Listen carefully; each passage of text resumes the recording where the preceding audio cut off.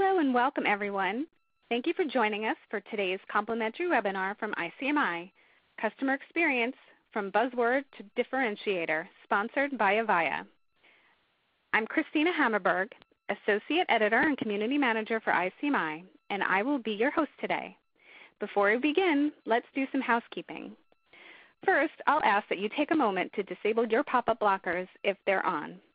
There are several icons at the bottom of the presentation window. The first allows you to see the presentation slides, so make sure that this one is maximized. Next is Q&A. You can participate in our live Q&A session by asking questions at any time during the presentation. Just click on the Q&A icon at the bottom of the screen to bring up the question window.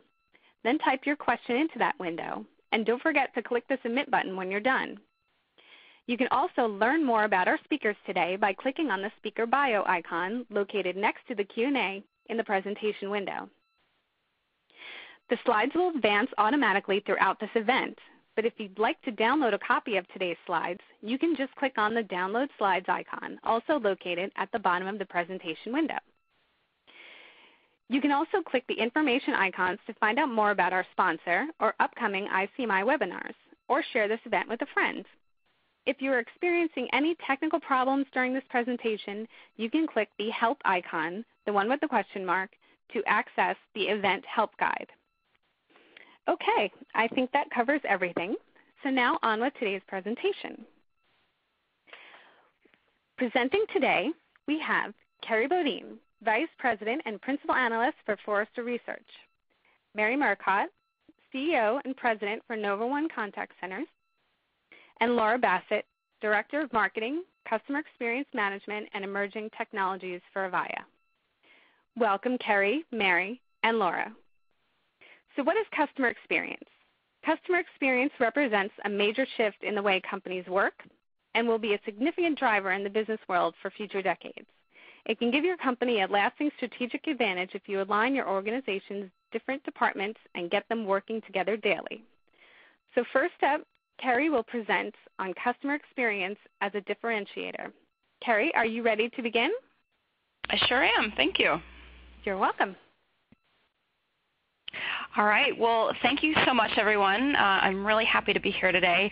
I always find it really helpful to start out these discussions with a definition of what customer experience is. Right now, we're still in the early days of this. Customer experience means different things to different people. And so I just want to share with you the definition of customer experience that we use at Forrester. And we define customer experience as how customers perceive their interactions with your company.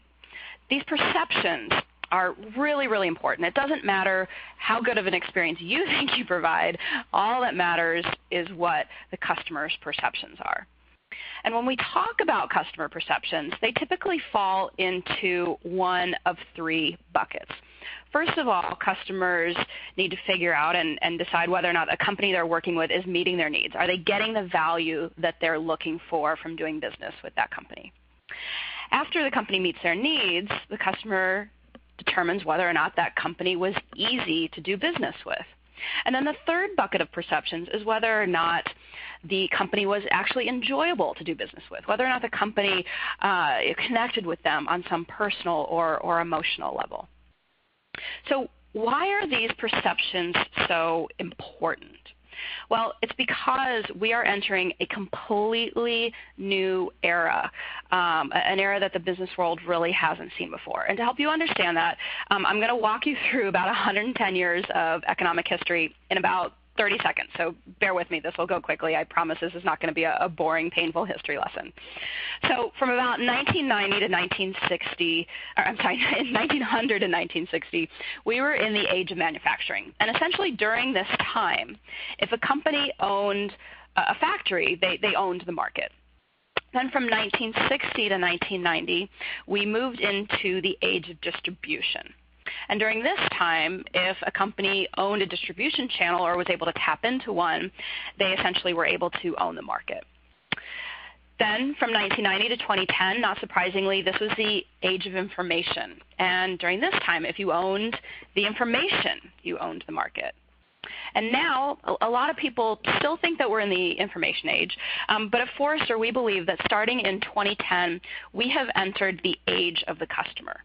And during this time, of course, you can't own your customers like you owned the factory or the distribution channels or information. And so the companies that are going to succeed for the next several decades are those that learn to truly understand their customers and then connect with them in meaningful ways. So what does this really mean? What does it feel like to be in the age of the customer? Well, first of all, companies can no longer compete on product features. One company announces a product and everyone can follow suit. And that's because any company today, large or small, and let's face it, even an enterprising individual with a cell phone can tap into all of those previous sources of differentiation, the factories, the distribution channels, the information. They've all been commoditized, and they are no longer a realistic source of competitive advantage. So this situation has led to the fact that these traditional industry boundaries that we all grew up with, they've dissolved. So the big automakers are no longer just competing against themselves, but against scrappy startups that have a service that makes cars really not necessary at all. And of course, companies like eBay have taken market share from the entire retail industry. So the traditional industries, the traditional competitors, that field has grown significantly. And it's not just into these adjacent areas, but what we're finding is that companies are now competing with really any company out there that provides a good customer experience. When your customers go out and have interactions with Starbucks and Apple and Disney and Zappos, these companies are resetting their expectations for the type of interactions that they think that they should be able to have with you. And if they don't get it, you're going to hear about it in very, very public ways. And that's because in the age of the customer, consumers have more power than ever. And this is not going to change ever. All right, so what does this all mean? It means that your best bet for sustainable competitive advantage in the age of the customer is to focus on the quality of all customer interactions. Now, hopefully that was a compelling argument, but if it isn't, I've got some data to back that up. And it starts with the customer experience pyramid that I shared with you just a few minutes ago. So what we do is we take this pyramid, meets needs, easy, and enjoyable, and we turn each of these perceptions that customers have into a question. So thinking about your recent interactions with companies that you've done business with, how effective were these companies at meeting your needs? This is a question that we ask a large group of consumers every single year. Last year it was over 7,000 U.S. consumers. We also ask them how easy was it to do business with the companies you worked with, and how enjoyable was it for you to do business with the companies that you worked with. And we take consumers' answers to these questions, and we ask them questions about 150 large brands. And for each of these companies, then, we come up with a score. I'm not going to share with you the math of how we do this because it's a little bit complicated. I'm happy to share after this call and explain it. But essentially, we come up with a score for each company, and we call it their Customer Experience Index score. This is a view of the aggregate scores from our 2012 version of the Customer Experience Index, and you can see that within industries, we've got some leaders and laggards. We've got big differences between, say, retailers and hotels at the top of the list, and wireless service providers, TV service providers down at the bottom. But essentially what you see here are the scores that consumers have given to individual companies within each of these categories, saying these companies did a great job of meeting my needs and providing an easy and enjoyable experience, and these companies really dropped the ball. Okay, so this is essentially an overview of the customer experience, the quality of the customer experience that these firms are providing. Now, in addition to asking these 3 questions, we also ask questions about loyalty. So we ask them, how willing are you to consider another purchase from this company? How likely are you to switch to a competitor? And how likely are you to recommend this company to a friend or a colleague? And what you're looking at here are correlation scores. And you don't have to worry about the math too much, but essentially what this means is that the better the customer experience a company provides, the more likely their customers are to want to purchase from them again, to recommend them to a friend, and the less likely they are to switch to a competitor, to take their business elsewhere. So what we do with this data is we use it to inform some models that we create about what this actually means in terms of dollars for the companies that are in our Customer Experience Index. And what we find is that when a company provides a great customer experience, this can be worth literally billions of dollars to that company every single year. So what we do is we make assumptions about what the additional purchases, the churn reduction, and the word of mouth actually mean, and we put this into our model. So for hotels, any big hotel chain that improves its customer experience, we're looking at an additional $1.3 billion in additional revenue every single year. This is huge amounts of money for any company on the planet. All right, so huge business impact from improving your customer experience. The other thing that we do with our Customer Experience Index, we slice and dice and do analysis in a lot of different ways. And there was some analysis that a gentleman named John Peacolt from Watermark Consulting did recently that I think will also get you really excited about the power of customer experience. So he basically said, hey, I wonder what the stock performance looks like of companies who provide a great customer experience compared to the stock performance of companies that provide a not so great customer experience, in fact, a bad customer experience. And so essentially what he did is he took our Customer Experience Index for the first 5 years that we did this study, and he compared the total return of a stock portfolio that held the top 10 publicly traded companies in our Customer Experience Index to the total return of a portfolio that held the bottom 10 publicly traded companies in the index. And the results are pretty eye-popping. So the portfolio that held the top performers, the customer experience leaders, outperformed the market. You can see here the S&P was essentially flat. The customer experience leaders had a total return of 22.5%. Really impressive. What's even more impressive is that the customer experience laggards, their stock portfolio declined by 46.3%. So this analysis shows us that customers, of course, are supporting the companies that provide a better customer experience, but the market is rewarding these companies as well. So a lot of companies have started to wake up to the power of this. They're understanding really the financial impact of providing a better customer experience. And they are appointing chief customer officers to make sure that their company is, in fact, one of those leaders, one of the companies that's able to truly reap these business benefits. And you can see here, these chief customer officers are in a wide variety of industries, and they don't necessarily all have the title of chief customer officer, but the idea is that this is a very senior executive within the organization who has the power to actually drive change within the organization and try to make the organization more customer-centric. So we've done research on the backgrounds of these chief customer officers that are popping up. There's no MBA that you can go and get right now and have a focus or a master's degree just in customer experience. We hope those are going to come along soon. But right now we see chief customer officers really coming from a variety of different backgrounds and departments within their organizations. And this is important because this actually gives them the real business skills that they need to drive change, as I mentioned before. And that is really the primary goal of these chief customer officers. They have to change the way their firms do business. So let's look at some of the ways that they're doing that.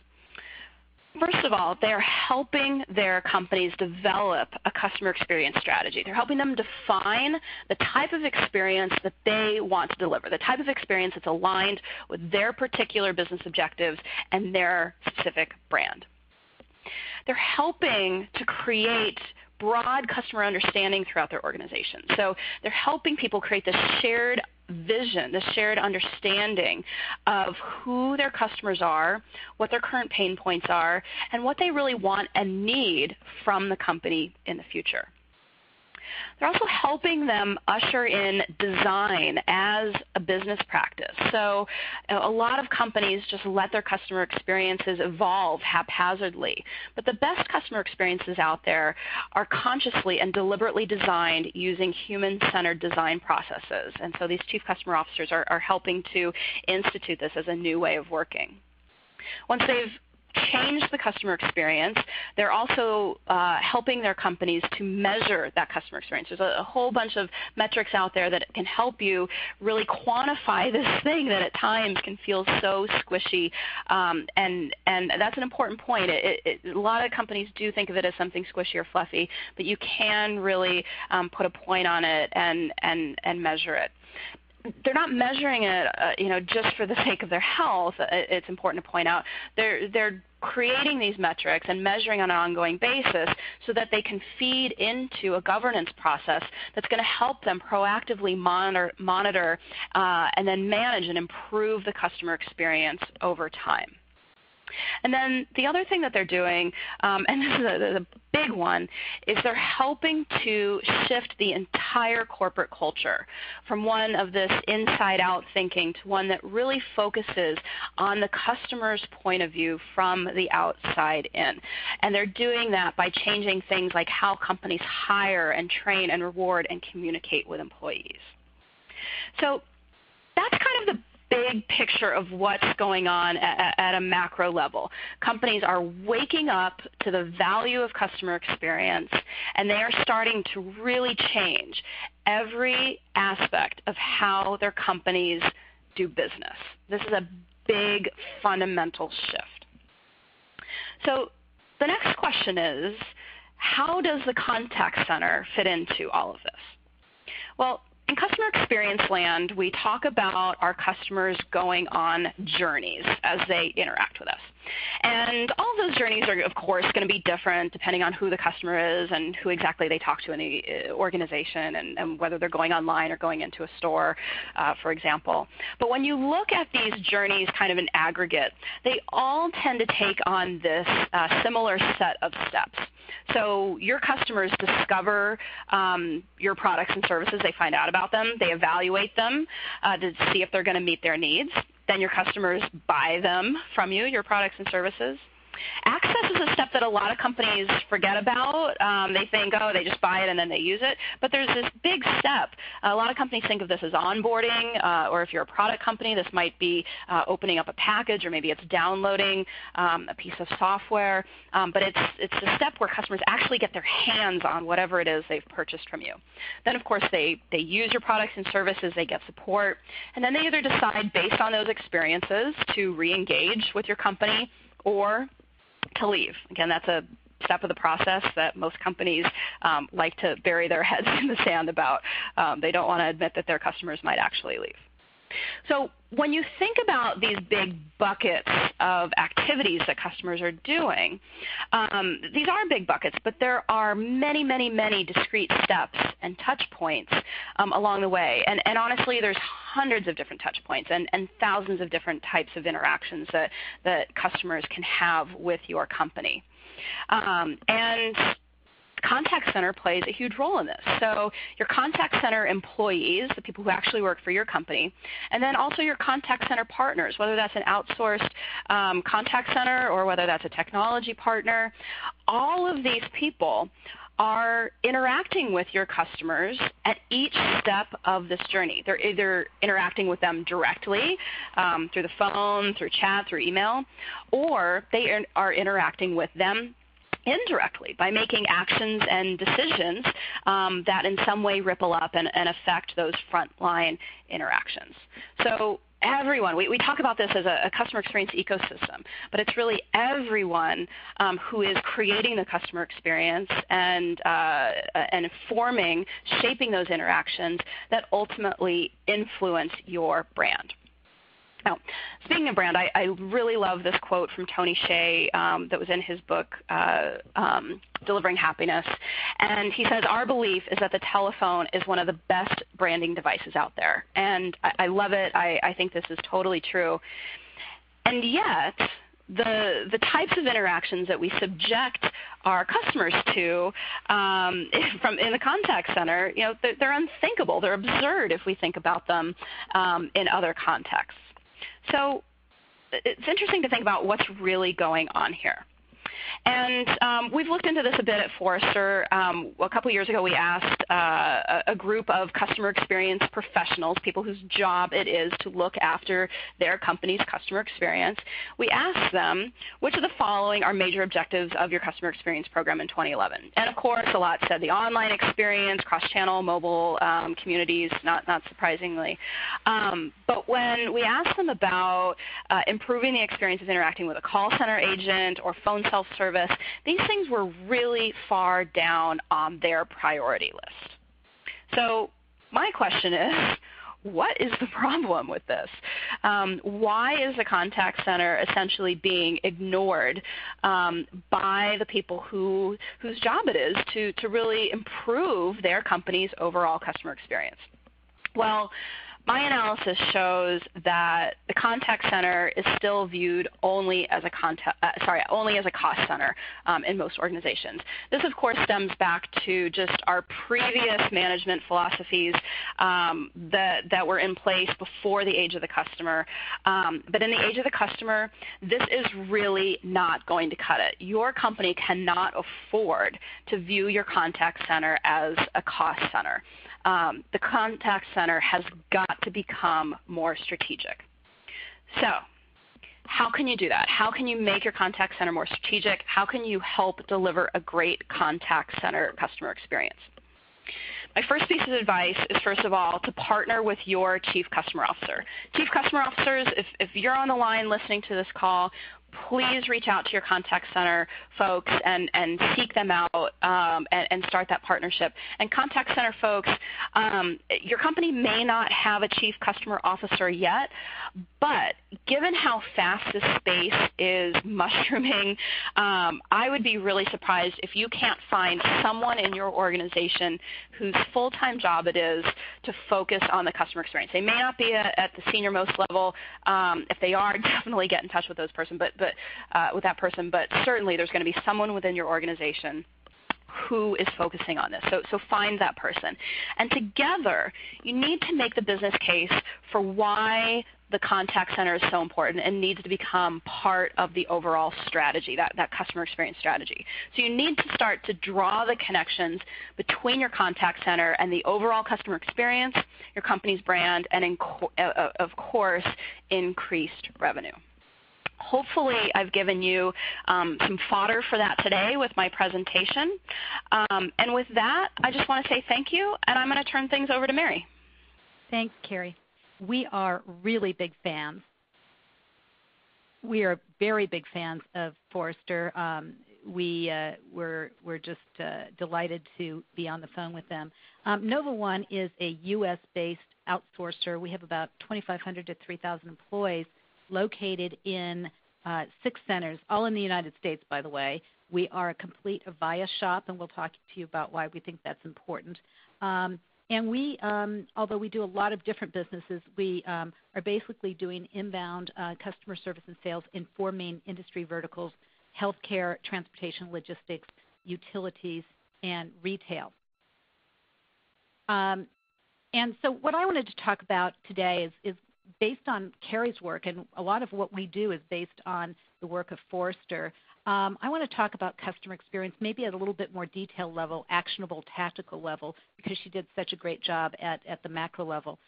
We think it starts with culture. We'll talk a little bit about that. Understanding what the customers really want, and I think that sounds like mom and apple pie, but I don't think every bit. When I show you some statistics, I think you might be surprised at some of the research.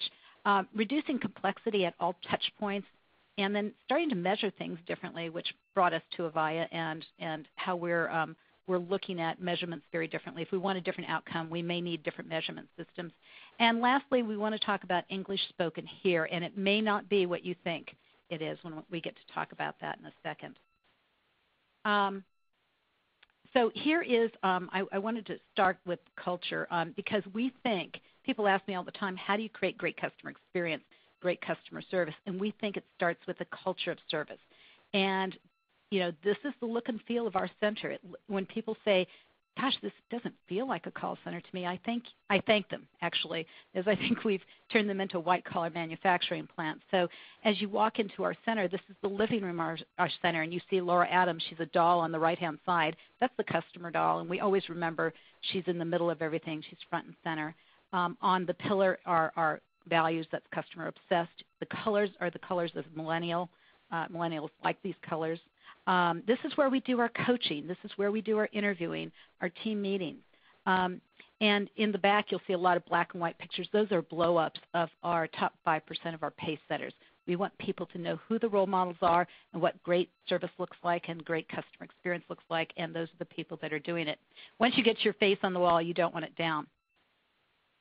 Like Carrie, we also believe that culture counts, and instead of tying it to customer experience, we actually tie it to culture, and we think the right culture will create employees that want to work here and stay here, that will create great customer experience. And Standard & Poor's over 10 years, 122% increase. Good to great companies that were in that good to great book, 331. But take a look at the people that are in the best places to work, the Firms of Endearment book, over 1,000% increase. So we think great customer experience starts with teaching your people, or treating your people right. So I think that that's where we start, and we spent a lot of time on culture in our organization. What you'll see next is our mission, and most companies don't have a great mission statement, and then connect the dots all the way down to the action of the individuals at that front line that are in front of the customers. So ours is to power way cool people to create brilliant customer experiences. And you see a party where we've just brought on a new client partner, and they're pretty happy. And our employees helped develop our cultural defining values. Here are the 6. And we actually went out and took a look at Zappos and Southwest Airlines and a lot of the companies we wanted to be like. And we pulled the organization's values that we thought matched our own, that we could emulate. And it's funny, the lower right-hand, fun and a little quirkiness, came from Zappos and Southwest Airlines, and theirs is fun and a little weirdness. Our employees didn't like the weirdness, but they said, we're quirky. Can we be quirky here? And so you can't push a culture. It develops. So we made it fun and a little quirkiness. All this, starts with branding your company to treat your employees right, who will treat your customers right. And, we started from the curb and started branding our center to create employees who really wanted to create great customer experience. And one of those things, this is our fan mail wall. It sits right outside all the training rooms, and we've blown up fan mail. This comes from our client partners as well as our customers, our end customers.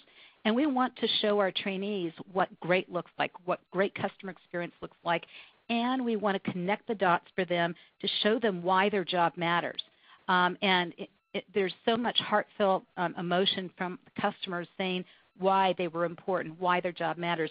And we think that holds down attrition. We think it makes their job meaningful, and we think that the customer experience is much better. The difference between customer service and customer experience, it's not just a new word for customer service. We like to share with our client partners that this is what we're talking about, customer experience. It's all points of contact, including back office, because they have they have to turn around and meet the obligations that were the customer service rep or the sales rep in the field committed to. So, we look at all touch points, and when we create metrics, we're looking at all touch points, not just the customer contact center employees, but the people that are fulfilling it or setting expectations in the field. And so it's the whole network. So when we say, what do customers really want? If you look on the left-hand side, generally when I spent 10 years consulting with many Fortune 100 companies around the world, and many of them in Forrester's top 10%. And what I found is they had 4 things in common. These are service tenets. These are things they believed, and they created the architecture for their design, and that was to recognize me as a customer. You know who I am, how important I am to you, to make it simple for me to do business with you, to solve my problem. And number 4, and this is really interesting, tell me something I didn't know about your company. They know that all companies can't have the best systems. Show me how to work around your systems. We'll work with you as partners, customers say. So what we found is actually some studies are pretty interesting, TARP studies that said, hey, you can take a tire back to Nordstrom, and there's a 19-point increase in loyalty, and that's that super delighting, even though Nordstrom never took tires in the first place. And that delights the customer. But if you tell them about something they really didn't know or got them in the right product, there's a 32% increase in loyalty. So, those things don't take a lot of money. And so that's generally what customers want. And we architected our customer experience program around those anchor facts, we think. And then if you look at the right-hand side, this is some great research. I think it says CCMC. I think it's CMCC is the research company. But they did this customer rage study that came out the end of last year in November of 2011. And if you haven't seen it, it's really interesting. And here's when customers do have a complaint, here's what they want. And take a look at the far right corner. Here's what they got. They got very little. So what they want is to be treated with dignity. What they felt like they got is 40%. And this is generality of hundreds of thousands of customers that they did this on, 40%. They want an explanation why the problem occurred. 73% said that would make them happy, but only 23% got it. And here's a real interesting one. They simply want an assurance that my problem wouldn't be repeated, and only 19% of companies gave that to them. Most of the things in this list are free. A lot of people say they need to put a lot of money into it, and they really just need to put a lot of thought into it. So, we designed our customer experience program around these things that we think we knew. And it has reaped a lot of rewards. The other thing, and you've seen the Harvard Business Review, stop trying to delight your customers, but I will tell you, it's only very satisfied customers that will recommend you. So we do try to wow our customers, but it doesn't mean doing extraordinary things. It basically means doing the job well. And we listened to about 500,000 calls over a 6-month period with a company I've worked with, and we listened for the wow in the call, and we only heard 1% wow. And it's interesting, we were looking at 10 different behaviors from our customer service representatives on the phone.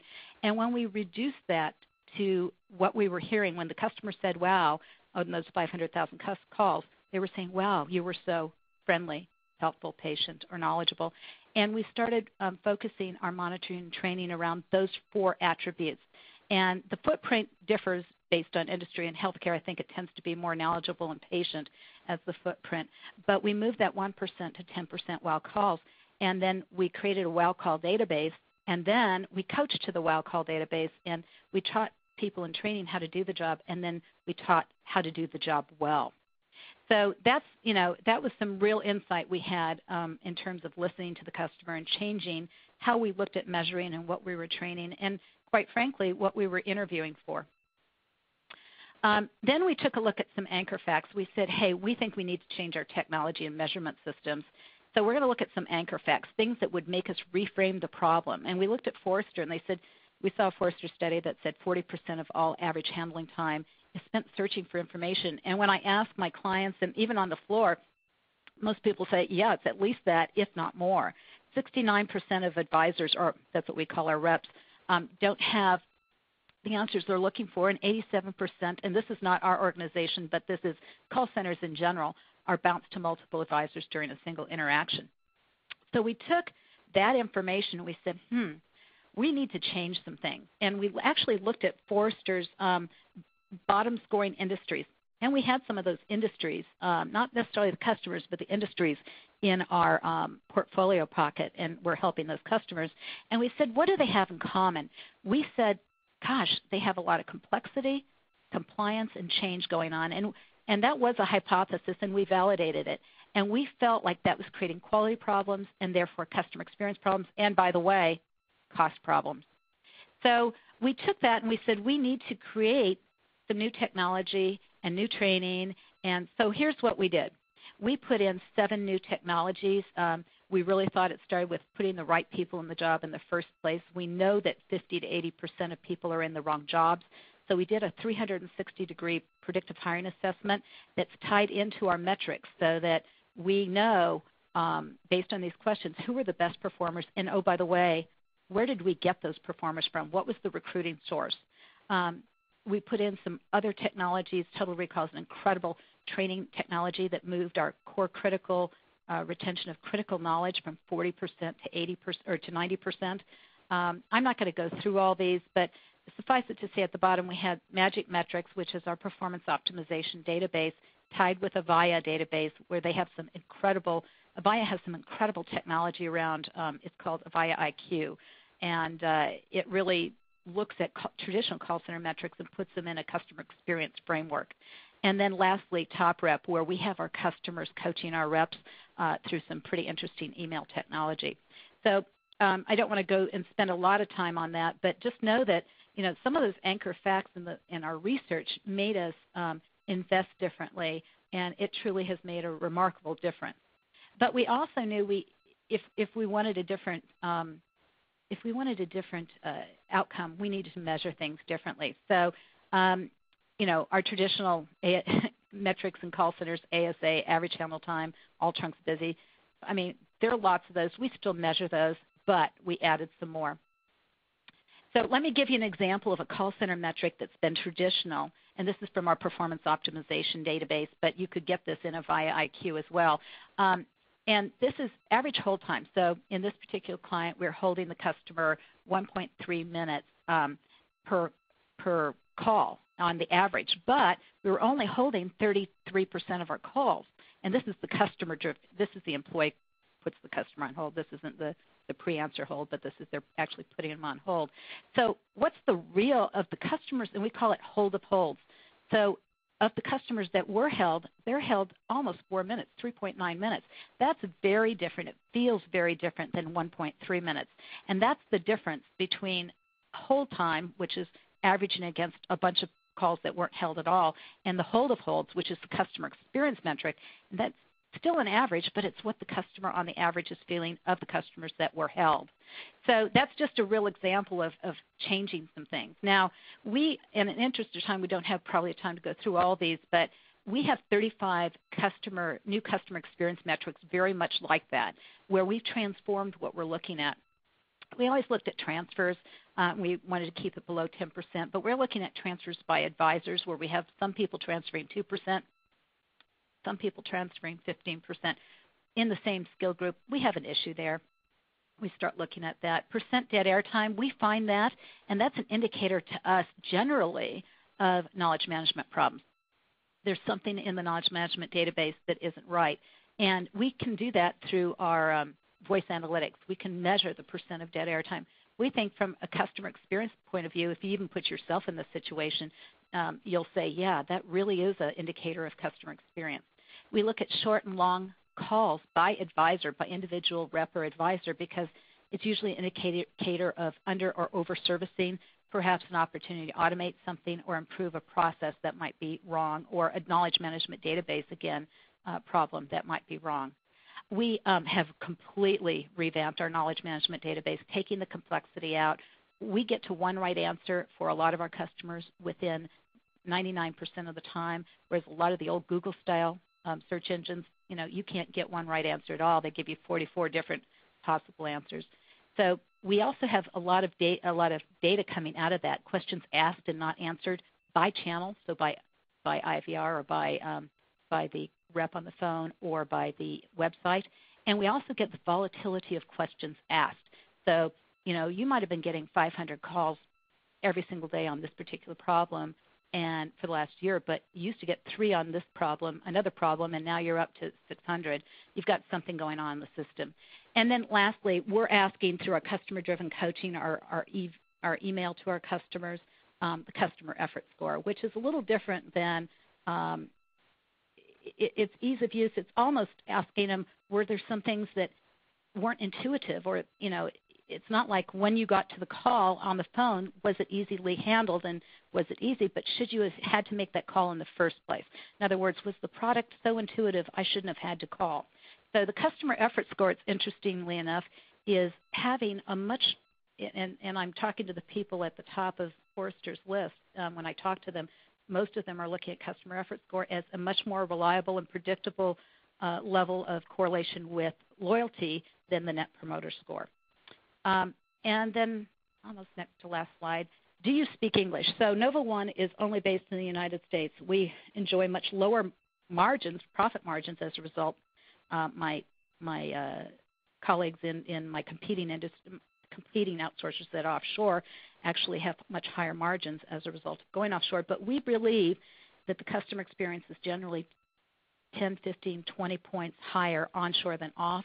We have a lot of data. There are exceptions to that rule, but we have a lot of data that says that. And, in fact, we've shown a lot of customers where it's 15% cheaper to do business in the United States than offshore because of the rework.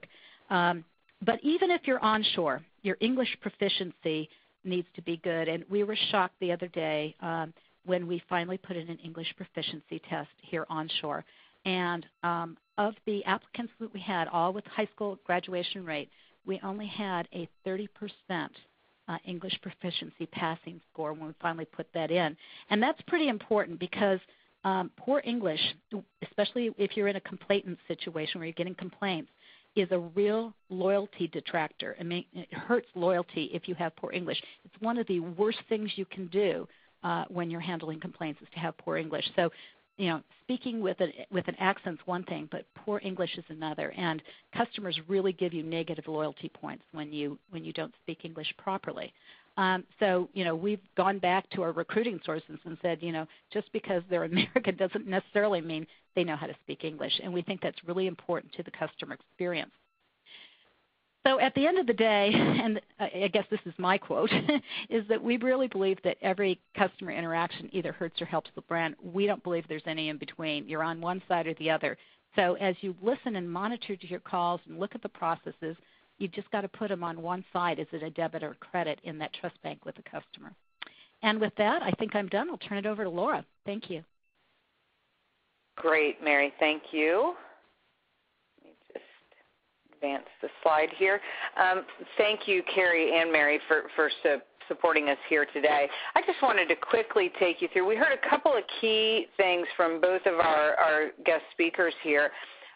One of them, this is the age of the customer, the age of the consumer. I think it's something that we all have to realize. Customer experience really is no longer a trend. It's something that really matters to our businesses to create competitive differentiation, to retain that customer for the long-term benefit. Do your customers stay or go? Just a couple more fun statistics for you. About 73% of millennials, that's Gen X and Gen Y, will leave after one bad experience. And of that 73%, 85% of them will tell others about their poor experiences, but it's not just telling them. They're telling others over Twitter or Facebook. And so, that's just one example of how important customer experience can be to your business. We've heard brand mentioned. How quickly that can impact you in either a negative or potentially a very positive way.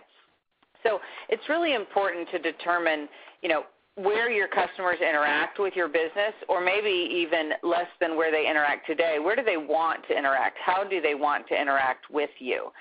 We heard a little bit about a chief customer officer.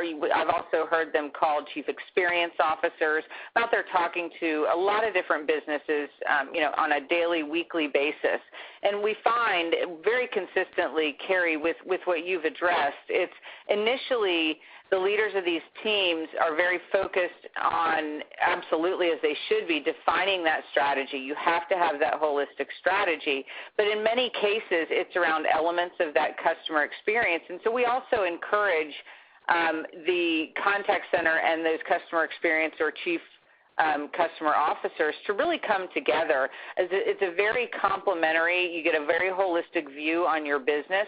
And if you develop that strategy with those key elements, whether it be that digital experience, the phone call experience, the branch experience, it's anywhere that customer interacts with anyone in your business. That person doesn't have to be an agent sitting behind a desk. It can be a person at a store, helping out a customer, with a mobile device. It could be video, right? It could be the website. It could be the customer on their mobile device. So just think about all those different things, tying that end-to-end experience into a holistic customer service, customer experience, environment, and strategy. And the benefit, we heard about significant financial benefits that you can gain from that. And that really goes to kind of the second statistic I have here. 70% of your consumers will pay more for good service, and 83% will buy more if you make it easy. So it gets back to making it easy, meeting the customer's needs, making it easy to do business with them, and making it enjoyable for them to do business with you. In fact, there's another supporting statistic around that. There's an American Express study that actually highlights that 15% of the people surveyed would pay 20% more for good customer service in 2011 compared with 5% more in 2010. So a 15% increase in the number of people in that 1 year who were willing to pay more for a product when they knew and had confidence in that really amazing customer experience that they were receiving. And then, last but not least, again, it's a holistic strategy that ensures that success. We at Avaya are out there working with many of our customers to ensure that front to back end strategy, starting with the definition of it, how do we implement that? How do we ensure and measure that success? It starts from the inside out. It is the culture. But you have to be able to measure that in order to continue to increase the value of it and to maintain the value of it to your organization. So thinking about metrics, and how do you tie a customer lifetime value to the impact from all elements, all aspects of that customer experience. Mary talked about a couple of different things. That customer effort score, I love the concept behind that. And so as a business, and we are, we're tying what might be your traditional measures in the contact center space to how does that turn into a measure of experience rather than, just a service level. How does that actually tie to experience, and how do we take the key elements of what's actually occurring in any transaction at any point with your business and tie that to your long-term success? So with that, I would like to make sure that we leave plenty of time open for questions, and I will turn it back over to, I think, Shana? Or is it Christina? Sorry. It's Christina. It's okay. Oh, Christina, sorry. So I'll turn it back over to you to open the floor for questions. Yes, thank you so much, Laura. Okay, so now we are on to the Q&A session, and I'll just remind everyone that you continue to ask questions during this session. So to start out with, we have a question for Carrie, and I will direct this to Carrie. Can you explain human-centered design methodologies? Sure. I know that this might sound a little strange to people who aren't familiar with design. It's not typically a topic or a discipline that we learn in business school, and it's not part of kind of standard management practice today. But it is really coming up as a recognized form of problem solving. And essentially, that's what it is. A design process is a problem-solving process that takes into account the needs of your customers and your employees and other business stakeholders as well. So there's some standard steps in a human-centered design process. You start out by doing research with your customers and or your employees to find out what they really need. And this isn't research, your standard survey or focus group. It's research where you actually go out to people's homes or their offices, or perhaps you go and observe them in a shopping mall or an airport to really understand what their current behavior is and to elicit needs that they may not even be able to articulate themselves. From there, you analyze the research, you come up with a focus, you ideate, which is just a fancy word for coming up with ideas. This is one area where the design process really deviates from kind of our standard management processes. So design says we're going to come up with lots of ideas and figure out later which one's right, whereas our standard way of working, at least in our Western business practices, is we have to come up with the right solution the first time, and so design differs in that way. The other way that design is different is that it really focuses, as you move on through the design process, on taking your ideas and making them tangible in some way. So creating a prototype. That could be a sketch on a piece of paper, or it could be a full-size foam core prototype of like a new hotel lobby or an office space, something like that. And then you bring people in, you test your prototype, and you continue to make iterative improvements on it. So that's kind of design in a nutshell. It's really about kind of opening yourself up to many possibilities, taking the customer perspective into account in the solutions, and then actually making those ideas real and testing them repeatedly. Thank you very much, Carrie. Okay. Sure. We have a question for Mary. Can you elaborate on the customer effort score? Yes. The customer effort score, you can ask it for one department, so you could say how much effort was it to take and get information with the rep on the phone, or you can ask it broader, how much effort did it take you to do business with us as a company? And what I always like to do is say, okay, you have to have the verbatims. They have to tell you, okay, if you got a bad score, what was it? Well, many times they'll say, well, your website, you hid your 800 number on your website. I couldn't get to, I think best design practice is to have the 800 number on every screen on your website. Best practice is to be able to zero out to get to the operator the very first prompt. So they'll tell you things like that, or they'll tell you things like, in fact, with one client, we saw their customer experience scores go up 5 points in 1 year just because they changed the language they used with the customer in terms of not being all legalese or internal language. So they'll tell you those things, but you have to ask them. So customer effort score, usually 1 to 9, 1 to 10, but then you really need to get to the verbatims, and then you can ask that effort score at a department level, at a process level. I like to understand it by product level and by issue level. And so, you get down, just like you do with first contact resolution, you get down to asking them detailed enough questions so you can go do something about it. Great. Thank you so much, Mary. I just want to remind everybody that you can submit your questions through the Q&A box. We are getting a lot of great questions coming in here. We have a new one that just came in. Is there a suggested website to give ideas on creating a culture call center?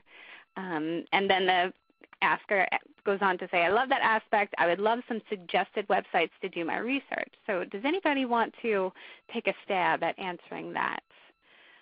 We don't have, I don't know of any websites that do it. I will, and this is not necessarily a commercial, but I'm speaking on that with 2 other organizations at the ICMI Dallas demo coming up in October, and we have a 4-hour workshop on exactly that, creating the culture that would be a service culture or a culture that would generate great customer experience. But that's exactly why we're doing that workshop, because I have not found a website that does that yet. The only website that springs to my mind that would really be focusing on that a lot would be the Zappos website. They really take a culture first approach, and so much of their business surrounds the call center. So and they are incredibly open with sharing all of the best practices from their organization. So I'd suggest you check out their site, and they've got a whole kind of corporate side of their website that focuses on that kind of thing. Great, thank you both. Okay, we have another question for Mary, and it is, how specifically does Nova One measure customer effort? Is it only through customer surveys? We measure it through customer surveys, and it's email survey, because I will tell you the post-IVR survey actually has some negative loyalty associated with it. So it's after the call, and it may be a couple days after the call, but it's certainly email. And we get an incredible response rate to that, and we also get a lot of narrative that is so rich. It's amazing. Great, thank you. Okay, wow, a lot of questions coming in. We still have a few more minutes to address if you would like to submit. So here is a follow-up question to one that was asked earlier on the customer efforts. So basically, how much effort does your customer take to do business with your company? And if its score is high, does that mean that the customer experience can be affected in a negative way? Oh, yes. I mean, if it takes a lot of effort, that is the number one, at least as far as the companies I'm dealing with that are really great in customer experience. That's the number one thing they're measuring now. USAA, a number of them, and they're saying they're seeing much more correlation with loyalty to that. So if it's very high, a lot of effort, you can know that that customer experience is really low and the loyalty is really low.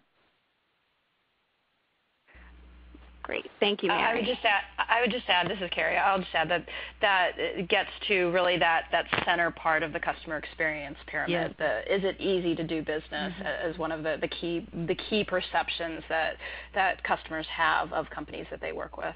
Yeah, and I will say so much of it has nothing to do with the call center. So if we have a lot of contact center managers on here, know that, in fact, there's one company I've been dealing with, and the customers really delineate the difference between they tell us it's not your contact center, it is, and they pinpoint where the problem is for us within our own organization. It's interestingly enough that they know enough about the organizations of clients that we deal with that they can pinpoint it's the company, it's not the call center, and they actually say that.